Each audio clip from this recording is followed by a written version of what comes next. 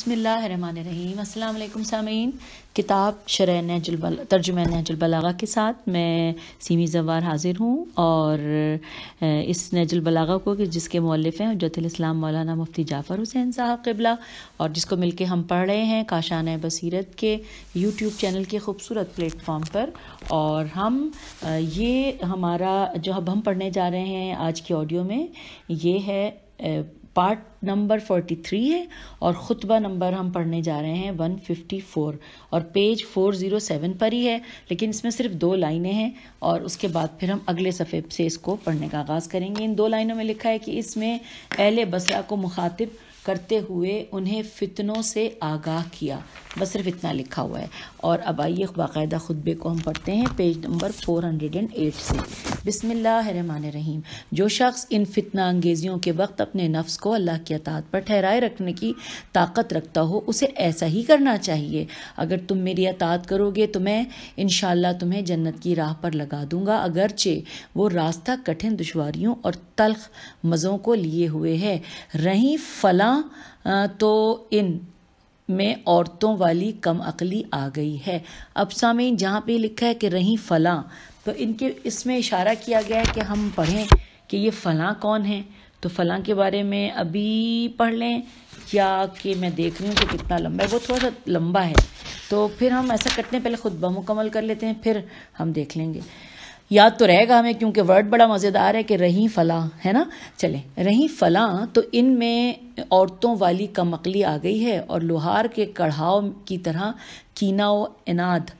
ان کے سینے میں جوش مار رہا ہے، اور جو سلوک مجھ سے کر رہی ہیں، اگر میرے سوا کسی دوسرے سے ویسے سلوک کو ان سے کہا جاتا تو وہ نہ کرتی۔ ان سب چیزوں کے بعد بھی ہمیں ان کی سابقہ حرمت کا لحاظ ہے، ان کا حساب و کتاب اللہ کے ذمے ہے۔ اس خطبے کا ایک جز یہ ہے: ایمان کی راہ سب راہوں سے واضح اور سب چراغوں سے زیادہ نورانی ہے۔ ایمان سے نیکیوں پر استدلال کیا جاتا ہے، اور نیکیوں سے ایمان پر دلیل لائی جاتی ہے۔ ایمان سے علم کی دنیا آباد ہوتی ہے، اور علم کی بدولت موت سے ڈرا جاتا ہے، اور موت سے دنیا کے سارے جھنجھٹ ختم ہو جاتے ہیں، اور دنیا سے آخرت حاصل کی جاتی ہے۔ مخلوقات کے لیے قیامت سے ادھر کوئی منزل نہیں، وہ اسی کے میدان میں انتہا کی حد تک پہنچنے کے لیے دوڑ لگانے والی ہے۔ اس خطبے کا ایک جز یہ بھی ہے کہ وہ اپنی قبروں ٹھکانوں سے اٹھ کھڑے ہوئے اور اپنی آخرت کے ٹھکانوں کی طرف پلٹ پڑے۔ ہر گھر کے لیے اس کے اہل ہیں کہ نہ وہ اسے تبدیل کر سکیں گے اور نہ اس سے منتقل ہو سکیں گے۔ نیکیوں کا حکم دینا اور برائیوں سے روکنا ایسے 2 کام ہیں جو اخلاق خداوندی میں سے ہیں۔ پیج 409۔ نہ ان کی وجہ سے موت قبل از وقت آ سکتی ہے، اور نہ جو رزق مقرر ہے اس میں کوئی کمی ہو سکتی ہے۔ تمہیں کتاب خدا پر عمل کرنا چاہیے، اس لیے کہ وہ ایک مضبوط رسی، روشن اور واضح نور ہے، نفع بخش شفا، پیاس بجھانے والی سیرابی، تمسک کرنے والے کے لیے سامان حفاظت، اور وابستہ رہنے والے کے لیے نجات ہے۔ اس میں کجی نہیں آتی کہ اسے سیدھا کیا جائے، نہ حق سے الگ ہوتی ہے کہ اس کا رخ موڑا جائے۔ کثرت سے دہرایا جانا اور بار بار کانوں میں پڑنا اسے پرانا نہیں کرتا۔ جو اس کے مطابق کہے وہ سچا ہے، اور جو اس پر عمل کرے وہ سبقت لے جانے والا ہے۔ اسی اثنا میں ایک شخص کھڑا ہوا اور اس نے کہا کہ ہمیں فتنے کے بارے میں کچھ بتائیے، اور کیا آپ نے اس کے متعلق رسول اللہ صلی اللہ علیہ وآلہ وسلم سے دریافت کیا تھا؟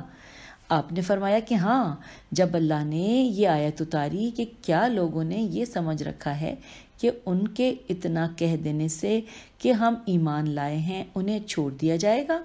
اور وہ فتنوں سے دوچار نہیں ہوں گے، تو میں سمجھ گیا کہ فتنہ ہم پر تو نہیں آئے گا، جبکہ رسول اللہ صلی اللہ علیہ وآلہ وسلم ہمارے درمیان موجود ہیں۔ چنانچہ میں نے کہا کہ یا رسول اللہ، یہ فتنہ کیا ہے کہ جس کی اللہ نے آپ کو خبر دی ہے؟ تو آپ نے فرمایا کہ اے علی، بعد میری امت جلدی فتنوں میں پڑ جائے گی۔ تو میں نے کہا کہ یا رسول اللہ صلی اللہ علیہ وآلہ وسلم، احد کے دن جب شہید ہونے والے مسلمان شہید ہو چکے تھے اور شہادت مجھ سے روک لی گئی اور یہ مجھ پر گراں گزرا تھا، تو آپ نے مجھ سے نہیں فرمایا تھا کہ تمہیں بشارت ہو کہ شہادت تمہیں پیش آنے والی ہے، پیج 410، کہ شہادت تمہیں پیش آنے والی ہے، اور یہ بھی فرمایا تھا کہ یہ یوں ہی ہو کر رہے گا؟ یہ کہو کہ اس وقت تمہارے صبر کی کیا حالت ہوگی؟ تو میں نے کہا تھا کہ یا رسول اللہ، یہ صبر کا کوئی موقع نہیں ہے، یہ تو میرے لیے مجدہ یعنی خوشخبری اور شکر کا مقام ہوگا۔ تو آپ صلی اللہ علیہ وآلہ وسلم نے فرمایا کہ یا علی، حقیقت یہ ہے کہ لوگ میرے بعد مال و دولت کی وجہ سے فتنوں میں پڑ جائیں گے اور دین اختیار کر لینے سے اللہ پر احسان جتائیں گے، اس کی رحمت کی آرزوئیں تو کریں گے، لیکن اس کے قہر و غلبے کی گرفت سے بے خوف ہو جائیں گے کہ جھوٹ موٹ کے شبہوں اور غافل کر دینے والی خواہشوں کی وجہ سے حلال کو حرام کر لیں گے، شراب کو انگور و خرما کا پانی کہہ کر اور رشوت کا نام ہدیہ رکھ کر اور سود کو خرید و فروخت قرار دے کر جائز سمجھ لیں گے۔ پھر میں نے کہا کہ یا رسول اللہ، میں انہیں اس موقع پر کس مرتبہ پر سمجھوں، کس مرتبے پہ سمجھوں؟ اس مرتبے پر کہ وہ مرتد ہو گئے ہیں، یا اس مرتبے پر کہ وہ فتنے میں مبتلا ہیں؟ تو آپ نے فرمایا کہ فتنے کے مرتبے پر۔ تو سامعین، یہاں پر یہ خطبہ اختتام کو پہنچا، اس کے جو 2-3 پارٹ تھے وہ ہم نے سب پڑھ لیے، اور یہی خطبہ یعنی خطبہ 154 میں کہ جب مولا علی نے فرمایا تھا کہ رہیں فلاں تو ان میں عورتوں والی کم عقلی آ گئی ہے۔ آئیے ہم اس فلاں کے بارے میں پڑھتے ہیں کیا لکھا ہے۔ لکھا ہے کہ اس حقیقت سے انکار نہیں کیا جا سکتا کہ حضرت عائشہ کا رویہ امیر المومنین سے ہمیشہ معاندانہ رہا، میم عین الف نون دال الف نون ہے رہا، اور اکثر ان کے دل کی کدورت ان کے چہرے پر کھل جاتی اور طرز عمل سے نفرت و بیزاری جھلک اٹھتی تھی، یہاں تک کہ اگر کسی واقعے کے سلسلے میں حضرت کا نام آ جاتا تو ان کی پیشانی پر بل پڑ جاتا تھا اور ان کا زبان پر لانا بھی گوارا نہ کرتی تھی۔ چنانچہ عبید اللہ ابن عبداللہ نے حضرت عائشہ کی اس روایت کا کہ پیغمبر صلی اللہ علیہ وآلہ وسلم حالت مرض میں فضل ابن عباس اور ایک دوسرے شخص کا سہارا لے کر ان کے یہاں چلے آئے، حضرت عبداللہ ابن عباس سے ذکر کیا تو انہوں نے فرمایا، ترجمہ میں پڑھ رہی ہوں جو کہ تاریخ تبریک جلد نمبر 2 صفحہ نمبر 433 سے میں موجود ہے، لکھا ہے، ترجمہ ہے کہ کیا تمہیں معلوم ہے کہ وہ دوسرا شخص کون تھا؟ اس نے کہا کہ نہیں۔ کہا کہ وہ علی ابن ابی طالب تھے، مگر حضرت عائشہ کے بس کی یہ بات نہ تھی کہ وہ علی کا کسی اچھائی کے ساتھ ذکر کرتی۔ بس یہ اتنا ہی ترجمہ ہے، اور ہم پیج 411 پہ آ گئے ہیں۔ اب یہاں لکھا ہے کہ اس نفرت و عناد کا ایک سبب حضرت فاطمہ تو زہرا سلام اللہ علیہ کا وجود تھا کہ جن کی ہماگیر عظمت و توقیر ان کے دل میں کانٹے کی طرح کھٹکتی تھی، اور سوتاپے کی جلن یہ گوارا نہ کر سکتی تھی کہ پیغمبر سعود کی دختر کو اس طرح چاہیں کہ اسے دیکھتے ہی تعظیم کے لیے کھڑے ہو جائیں اور اپنی مسند پر جگہ دیں اور سیدۃ النساء العالمین کہہ کر دنیا جہان کی عورتوں پر اس کی فوقیت ظاہر کریں اور اس کی اولاد کو اس حد تک درست رکھیں کہ انہیں اپنا فرزند کہہ کر پکاریں۔ یہ تمام چیزیں ان پر شاق گزرنے والی تھیں اور فطری طور پر ان کے جذبات اس موقع پر یہی ہوں گے کہ اگر خود ان کے بطن سے اولاد ہوتی تو وہ پیغمبر کے بیٹے کہلاتے اور بجائے حسن و حسین علیہ السلام کے وہ ان کی محبت کا مرکز بنتے، مگر ان کی گود اولاد سے ہمیشہ خالی ہی رہی اور ماں بننے کی آرزو کو اپنے بھانجے کے نام پر اپنی کنیت ام عبداللہ رکھ کر پورا کر لیا۔ غرض یہ کہ یہ سب چیزیں ایسی تھیں جنہوں نے ان کے دل میں نفرت کا جذبہ پیدا کر دیا، جس کے تقاضے سے مجبور ہو کر جناب سیدہ کے خلاف شکوہ و شکایت کرتی رہتی تھی، مگر پیغمبر کی تو جہاد ان سے ہٹانے میں کامیاب نہ ہو سکیں توجہات، ہاں، مگر پیغمبر کی توجہات ان سے ہٹانے میں کامیاب نہ ہو سکیں۔ اس رنجش و کشیدگی کا تذکرہ حضرت ابوبکر کے کانوں میں برابر پہنچتا رہتا تھا، جس کی وجہ سے وہ دل ہی دل میں پیچ و تاب کھاتے تھے، مگر ان کے کیے بھی کچھ نہ ہو سکتا تھا سوائے اس کے کہ ان کی زبانی ہمدردیاں اپنی بیٹی کے ساتھ ہوتی تھیں، یہاں تک کہ پیغمبر اکرم صلی اللہ علیہ وآلہ وسلم نے دنیا سے رحلت فرمائی اور حکومت کی باغ ڈور ان کے ہاتھ میں آ گئی۔ اب موقع تھا کہ وہ جس طرح چاہتے انتقام لیتے اور جو تشدد چاہتے روا رکھتے۔ چنانچہ پہلا قدم یہ تھا کہ جناب سیدہ کو محروم الارث قرار دینے کے لیے پیغمبروں کے ورثے کی نفی کر دی،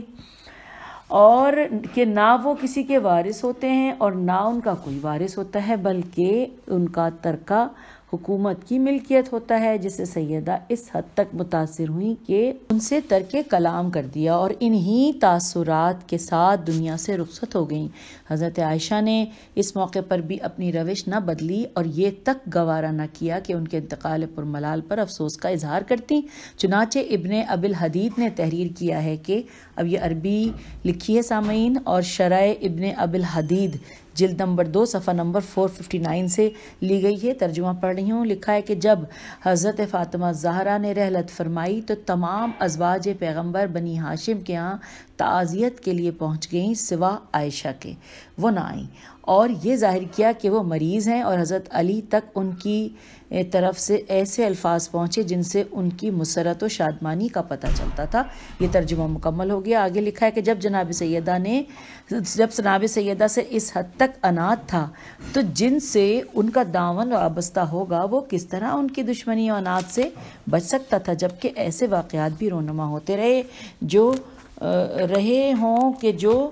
اس مخالفت کو ہوا دیتے اور ان کے جذبہ نفرت کو ابھارتے ہوں گے۔ پیج 411 کراس کر کے اب ہم پیج 412 پہ آ گئے ہیں۔ جیسے واقع فق کے الف کاف کے سلسلے میں امیر المومنین علیہ السلام کا پیغمبر سے یہ کہنا کہ یہ انورٹڈ کاما میں ہے کہ یہ تو آپ کی جوتی کا تسمہ ہے، انورٹڈ کاما کلوز، اسے چھوڑیے اور طلاق دے کر الگ کیجیے۔ جب حضرت عائشہ نے یہ سنا ہوگا تو یقیناً بے قراری کے بستر پر کروٹیں بدلی ہوں گی اور حضرت کے خلاف جذبہ نفرت انتہائی شدت سے ابھرا ہوگا۔ پھر ایسے واقعات بھی پیش آتے رہے کہ ان کے والد حضرت ابو بکر کے مقابلے میں حضرت کو امتیاز دیا گیا اور ان کے مدارج کو بلند اور نمایاں کر کے دکھایا گیا، جیسے تبلیغ سورہ براءت کے سلسلے میں پیغمبر صلی اللہ علیہ وآلہ وسلم کا انہیں معزول کر کے واپس پلٹا لینا اور یہ خدمت حضرت علی علیہ السلام کے سپرد کرنا اور یہ فرمانا کہ مجھے حکم دیا گیا ہے کہ میں خود سے پہنچاؤں یا وہ شخص جو میرے اہل بیت میں سے ہو۔ تو اسی طرح مسجد نبوی میں کھلنے والے تمام دروازے کہ جن میں حضرت ابوبکر کے گھر کا دروازہ بھی تھا چنوا دیے اور صرف امیر المومنین کے گھر کا دروازہ کھلا رہنے دیا۔ اگلا پیراگراف ہے کہ حضرت عائشہ اپنے باپ کے مقابلے میں حضرت کا تفوق گوارا نہ کر سکتی تھیں اور جب کوئی امتیازی صورت پیدا ہوتی تھی تو اسے مٹانے کی کوشش اٹھا نہ رکھتی تھی۔ چنانچہ جب پیغمبر اکرم صلی اللہ علیہ وآلہ وسلم نے آخر وقت میں حضرت اسامہ کے ہمراہ لشکر روانہ کیا اور حضرت ابو بکر اور حضرت عمر کو بھی ان کی زیر امارت جانے کا حکم دیا تو ازواج پیغمبر کے ذریعے انہیں یہ پیغام ملتا ہے کہ پیغمبر کی حالت نازک ہے، لشکر کو آگے بڑھنے کے بجائے پلٹ آنا چاہیے، چونکہ ان دور رس نظروں نے یہ بھانپ لیا تھا کہ مدینے کو مہاجرین و انصار سے خالی کرنے کا مطلب یہی ہو سکتا ہے کہ رحلت نبی صلی اللہ علیہ وآلہ وسلم کے بعد امیر المومنین علیہ السلام سے کوئی مزاحم نہ ہو اور کسی شورش انگیزی کے بغیر آپ منصب خلافت پر فائز ہو جائیں۔ چنانچہ لشکر اسامہ اس پیغام پر پلٹ آیا۔ جب حضرت نے یہ دیکھا تو اسامہ کو پھر لشکر لے جانے کی تاکید فرمائی اور یہ تک فرمایا کہ جو شخص لشکر اسامہ سے تخلف کرے اس پر خدا کی لعنت ہو، جس پر وہ پھر روانہ ہوئے، مگر پھر انہیں واپس بلایا، یہاں تک کہ پیغمبر صلی اللہ علیہ وآلہ وسلم کے مرض نے شدت اختیار کر لی اور لشکر کو روانہ نہ ہونا تھا، نہ ہوا۔ اس کارروائی کے بعد بلال کے ذریعے حضرت ابو بکر کو یہ کہلوایا جاتا ہے کہ وہ امامت نماز کے فرائض سر انجام دیں تاکہ ان کی خلافت کے لیے راستہ ہموار ہو جائے۔ چنانچہ اسی کے پیش نظر انہیں خلیفۃ الرسول اللہ کہہ کر خلیفۃ علی الاطلاق مان لیا گیا، اور پھر ایسا طریقہ اختیار کیا گیا کہ کسی طرح خلافت امیر المومنین علیہ السلام تک نہ پہنچ سکے، لیکن دور ثالث کے بعد حالات نے اس طرح کروٹ لی کہ لوگ آپ کے ہاتھ پر بیعت کرنے کے لیے مجبور ہو گئے۔ حضرت عائشہ اس موقع پر مکے میں تشریف فرما تھیں۔ انہیں جب حضرت کی بیعت کا علم ہوا تو ان کی آنکھوں سے شرارے برسنے لگے۔ غیظ و غضب نے مزاج میں برہمی پیدا کر دی اور نفرت نے ایسی شدت اختیار کر لی کہ جس خون کے بہانے کا فتویٰ دے چکی تھیں اسی کے قصاص کا سہارا لے کر اٹھ کھڑی ہوئیں اور کھلم کھلا اعلان جنگ کر دیا، جس کے نتیجے میں ایسا کشت و خون ہوا کہ بصرہ کی سرزمین کشتوں کے خون سے رنگین ہو گئی۔ افتراق انگیزی کا دروازہ ہمیشہ کے لیے کھل گیا۔ تو سامعین، یوں پیج نمبر 412 ہم نے پڑھ لیا اور خطبہ نمبر 154 کے بارے میں جو معاملات تھے، تفصیلات تھیں، وہ بھی جان لیں۔ اب آئیے پیج نمبر 413 اور خطبہ نمبر 155 کی جانب۔ یہاں پہ پھر آغاز ہوتا ہے، بسم اللہ الرحمن الرحیم۔ تمام حمد اس اللہ کے لیے ہے کہ جس نے حمد کو اپنے ذکر کا افتتاحیہ، اپنے فضل و احسان کے بڑھانے کا ذریعہ اور اپنی نعمتوں اور عظمتوں کا دلیل قرار دیا ہے۔ اللہ کے بندوں، باقی ماندہ لوگوں کے ساتھ بھی زمانے کی وہی روش رہے گی جو گزر جانے والے کے ساتھ تھی۔ چنانچہ جتنا زمانہ گزر چکا ہے وہ پلٹ کر نہیں آئے گا، اور جو کچھ اس میں ہے وہ بھی ہمیشہ رہنے والا نہیں۔ آخر میں بھی اس کی کارگزاریاں وہی ہوں گی جو پہلے رہ چکی ہیں۔ اس کی مصیبتیں ایک دوسرے سے بڑھ جانا چاہتی ہیں اور اس کے جھنڈے ایک دوسرے کے عقب میں ہیں۔ گویا تم قیامت کے دن دامن سے وابستہ ہو کہ وہ تمہیں دھکیل کر اس طرح لے جا رہی ہے جس طرح للکارنے والا اپنی اونٹنیوں کو جو شخص اپنے نفس کو سنوارنے کے بجائے اور چیزوں میں پڑ جاتا ہے وہ تیرگیوں میں سرگرداں اور ہلاکتوں میں پھنسا رہتا ہے۔ شیاطین اسے سرکشیوں میں کھینچ کر لے جاتے ہیں اور اس کی بدعمالیوں کو اس کے سامنے سج دیتے ہیں۔ آگے بڑھنے والوں کی آخری منزل جنت ہے اور امدن کوتاہیاں کرنے والوں کی حد جہنم ہے۔ اللہ کے بندو، یاد رکھو کہ تقوی ایک مضبوط قلعہ ہے اور فسق و فجور ایک کمزور چاردیواری ہے کہ جو نہ اپنے رہنے والوں سے تباہیوں کو روک سکتی ہے اور نہ ان کی حفاظت کر سکتی ہے۔ دیکھو، تقوی ہی وہ چیز ہے جس سے گناہوں کا ڈنک کاٹا جاتا ہے اور یقین ہی سے منتہائے مقصد کی کامرانیاں حاصل ہوتی ہیں۔ اے اللہ کے بندوں، اپنے نفس کے بارے میں کہ جو پیج نمبر 414 کہ جو تمہیں تمام نفسوں سے زیادہ عزیز و محبوب ہے، اللہ سے ڈرو۔ اس نے تو تمہارے لیے حق کا راستہ کھول دیا ہے اور اس کی راہیں اجاگر کر دی ہیں۔ اب یا تو امٹ بدبختی ہوگی یا دائمی خوش بختی و سعادت۔ دار فانی سے عالم باقی کے لیے تو توشہ مہیا کر لو۔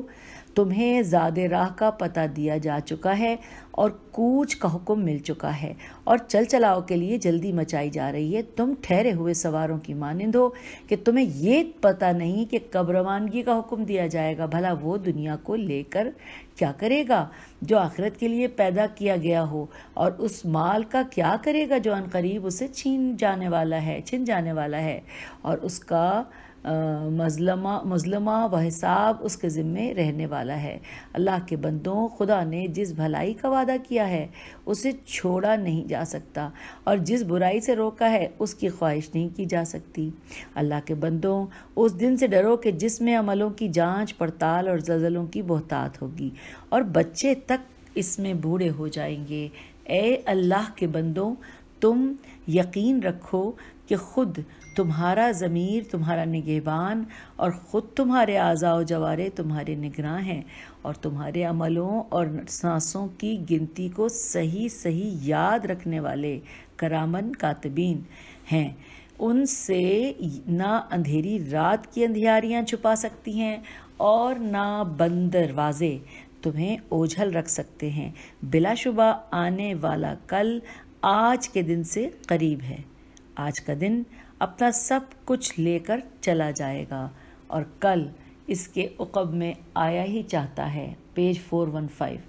گویا تم میں سے ہر شخص زمین کے اس حصے پر کہ جہاں تنہائی کی منزل اور گڑھے کے نشان قبر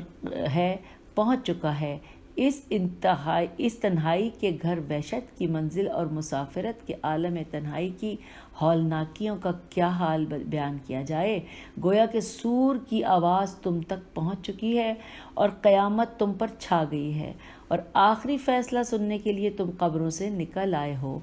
باطل کے پردے تمہاری آنکھوں سے ہٹا دیے گئے ہیں اور تمہارے ہیلے بہانے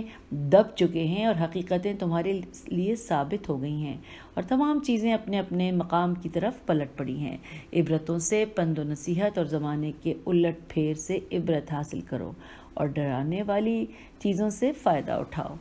تو یوں سامعین پیج نمبر 415 کے اوپر خطبہ نمبر 155 اس کو ہم نے مکمل کر لیا، اور اب ہم خطبہ نمبر 156 پڑھنے جا رہے ہیں۔ صفحہ یہی ہے۔ بسم اللہ الرحمن الرحیم۔ اللہ نے آپ صلی اللہ علیہ وآلہ وسلم کو اس وقت رسول بنا کر بھیجا جبکہ رسولوں کا سلسلہ رکا ہوا تھا اور امتیں مدت سے پڑی ہوئی سو رہی تھیں اور دین کی مضبوط رسی کے بل کھل چکے تھے۔ چنانچہ آپ اس کے پاس پہلی کتابوں کی تصدیق کرنے والی کتاب اور ایک ایسا نور لے کر آئے کہ جس کی پیروی کی جاتی ہے، اور وہ قرآن ہے۔ اس کتاب سے پوچھو لیکن یہ بولے گی نہیں، البتہ میں تمہیں اس کی طرف سے خبر دیتا ہوں کہ اس میں آئندہ کے معلومات، گزشتہ واقعات اور تمہاری بیماریوں کا چارہ اور تمہارے باہمی تعلقات کی شیرازہ بندی ہے۔ اس خطبے کا ایک جز یہ ہے کہ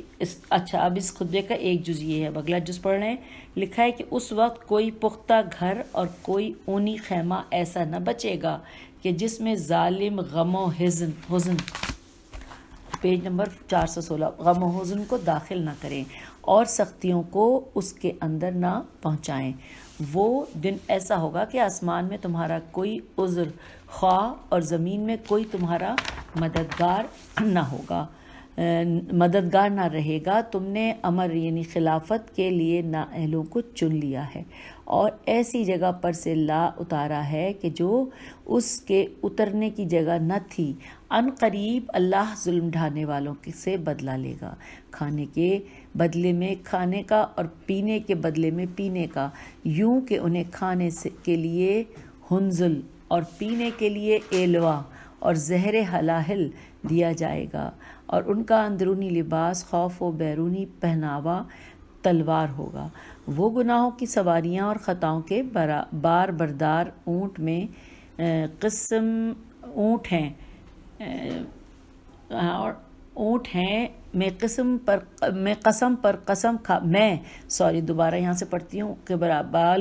خطاؤں کے بار بردار اونٹ ہیں۔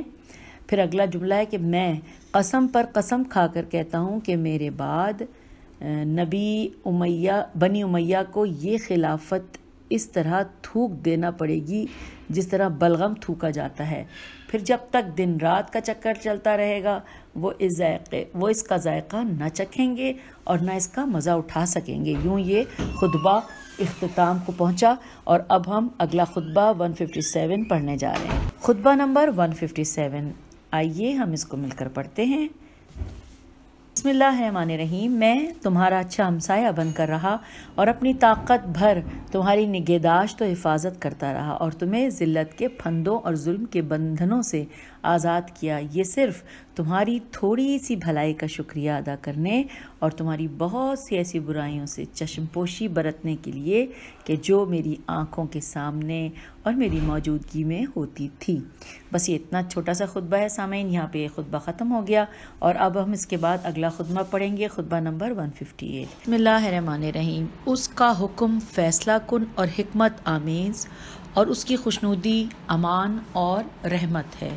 وہ اپنے علم سے فیصلہ کرتا ہے اور اپنے حلم سے عفو کرتا ہے۔ بار الہ تو جو کچھ دے کر لے لیتا ہے اور جو کچھ عطا کرتا ہے اور جن مرضوں سے شفا دیتا ہے اور جن آزمائشوں میں ڈالتا ہے، سب پر تیرے لیے حمد و ثنا ہے، ایسی حمد جو انتہائی درجے تک تجھے پسند آئے اور انتہائی درجے تک تجھے محبوب ہو اور تیرے نزدیک ہر ستائش سے بڑھ چڑھ کر ہو، ایسی حمد جو کائنات کو بھر دے اور جو تو نے چاہا ہے اس کی حد تک پہنچ جائے، ایسی حمد کہ جس کے آگے تیری بارگاہ تک پہنچنے سے نہ کوئی حجاب ہے اور نہ اس کے لیے کوئی بندش، ایسی حمد کہ جس کی گنتی نہ کہیں پر ٹوٹے اور نہ اس کا سلسلہ ختم ہو۔ ہم تیری رحمت و بزرگی کی حقیقت کو نہیں جانتے مگر اتنا کہ تو زندہ و کارساز عالم ہے، نہ تجھے غنودگی ہوتی ہے اور نہ نیند آتی ہے، نہ تار نظر تجھ تک پہنچ سکتا ہے اور نہ نگاہیں تجھے دیکھ سکتی ہیں۔ تو نے نظروں کو پا لیا ہے اور عمروں کا احاطہ کر لیا ہے اور پیشانی کے بادلوں کو پیروں سے ملا کر گرفت میں لے لیا ہے۔ یہ تیری مخلوق کیا ہے جو ہم دیکھتے ہیں اور اس میں تیری قدرت کی کارسازیوں پر تعجب کرتے ہیں اور تیری عظمت فرما روائی کی کار فرمائیوں پر اس کی توصیف کرتے ہیں، حالانکہ در حقیقت وہ مخلوقات جو ہماری آنکھوں سے اوجھل ہیں اور جس تک پہنچنے سے ہماری نظریں عاجز اور عقلیں درماندہ ہیں اور ہمارے اور جن کے درمیان غیب کے پردے حائل ہیں، اس سے کہیں زیادہ باعظمت ہے۔ جو شخص وسوسوں سے اپنے دل کو خالی کر کے اور غور و فکر کی قوتوں سے کام لے کر یہ جاننا چاہے کہ تو نے کیوں کر عرش کو قائم کیا، پیج نمبر 418 پر ہم آ گئے کہ تو نے کیوں کر عرش کو قائم کیا ہے اور کس طرح مخلوقات کو پیدا کیا ہے اور کیوں کر آسمان کو فضا میں لٹکایا ہے اور کس طرح پانی کے تھپیڑوں پر زمین کو بچھایا ہے اور اس کی آنکھیں تھک کر اور عقل مغلوب ہو کر اور کان حیران اور سراسیمہ اور فکر گمگشتہ راہ ہو کر پلٹ آئے گی۔ اسی خطبے کا ایک جز یہ ہے،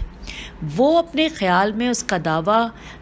دعوے دار بنتا ہے کہ اس کا دامن امید اللہ سے وابستہ ہے۔ خدائے برتر کی قسم وہ جھوٹا ہے۔ اگر ایسا ہی ہے تو پھر کیوں اس کے اعمال میں اس امید کی جھلک نمایاں نہیں ہوتی جبکہ ہر امیدوار کے کاموں میں امید کی پہچان ہو جایا کرتی ہے، سوائے اس امید کے کہ جو اللہ سے لگائی جائے، اس میں کھوٹ پایا جاتا ہے اور ہر خوف و ہراس جو دوسروں سے ہو ایک مسلمہ حقیقت رکھتا ہے، مگر اللہ کا خوف غیر یقینی ہے اور وہ اللہ سے بڑی چیزوں کا اور بندوں سے چھوٹی چیزوں کا امیدوار ہوتا ہے۔ پھر بھی جو عاجزی کا رویہ بندوں سے رکھتا ہے وہ رویہ اللہ سے نہیں برتتا، تو آخر کیا بات ہے کہ اللہ کے حق میں اتنا بھی نہیں کیا جاتا جتنا بندوں کے لیے کیا جاتا ہے؟ کیا تمہیں کبھی اس کا اندیشہ ہوا کہ کہیں تم ان امیدوں کے دعووں میں جھوٹے تو نہیں، یا یہ کہ تم اسے محل امید ہی نہیں سمجھتے؟ یوں ہی انسان اگر اس کے بندوں میں سے کسی بندے سے ڈرتا ہے تو وہ خوف کی صورت اس کے لیے اختیار کرتا ہے، اللہ کے لیے ویسی صورت اختیار نہیں کرتا۔ انسانوں کا خوف تو اس نے نقد کی صورت میں رکھا ہے اور اللہ کا ڈر صرف ٹال مٹول اور غلط سلط وعدے، یوں ہی جس کی نظروں میں دنیا عظمت پا لیتی ہے، پیج 419 پا لیتی ہے اور اس کے دل میں اس کی عظمت و وقت بڑھ جاتی ہے تو وہ اسے اللہ پر ترجیح دیتا ہے، وہ اس کی طرف مڑتا ہے اور اسی کا بندہ ہو کر رہ جاتا ہے۔ تمہارے لیے رسول اللہ صلی اللہ علیہ وآلہ وسلم کا قول و عمل پیروی کے لیے کافی ہے اور اس کی ذات دنیا کے عیب و نقص اور اس کی رسوائیوں اور برائیوں کی کثرت دکھانے کے لیے رہنما ہے، اس لیے کہ اس دنیا کے کاموں کو ان سے سمیٹ لیا گیا اور دوسروں کے لیے اس کی وسعتیں مہیا کر دی گئی، اور اس زال دنیا کی چھاتیوں سے آپ کا دودھ چھڑا دیا گیا اور اس کی آرائشوں سے آپ کا رخ موڑ دیا گیا ہے۔ اگر دوسرا نمونہ چاہو تو موسیٰ علیہ السلام کلیم اللہ ہیں کہ جنہوں نے اپنے اللہ سے کہا کہ پروردگار تو جو کچھ بھی اس وقت تھوڑی سی بہت نعمت بھیج دے گا میں اس کا محتاج ہوں۔ خدا کی قسم انہوں نے صرف کھانے کے لیے روٹی کا سوال کیا تھا، چونکہ وہ زمین کا ساگ پات کھاتے تھے اور لاغری اور جسم پر گوشت کی کمی کی وجہ سے ان کے پیٹ کی نازک جلد سے کھال پات کی سبزی دکھائی دیتی تھی۔ اگر چاہو تو تیسری مثال داؤد علیہ السلام کے سامنے کی رکھ لو، جو صاحب زبور اور اہل جنت کے قاری ہیں۔ وہ اپنے ہاتھ سے کھجور کی پتیوں کی ٹوکریاں بنایا کرتے تھے اور اپنے ساتھیوں سے فرماتے تھے کہ جب تم میں سے کون ہے جو انہیں بیچ کر میری دستگیری کرے؟ پھر جو اس کی قیمت ملتی اس سے جو کی روٹی کھا لیتے تھے۔ اگر چاہو تو عیسیٰ ابن مریم کا حال کہوں کہ جو سر کے نیچے پتھر کا تکیہ رکھتے تھے، سخت اور کھردرا لباس پہنتے تھے اور کھانے میں سالن کے بجائے بھوک اور رات کے چراغ کی جگہ چاند اور سردیوں میں سائے کے بجائے ان کے سر پر زمین کے مشرق و مغرب کا سائبان ہوتا تھا، پیج 420 ہوتا تھا، اور زمین جو گھاس پھوس چوپاؤں کے لیے اگاتی تھی وہ ان کے لیے پھل پھول کی جگہ تھی۔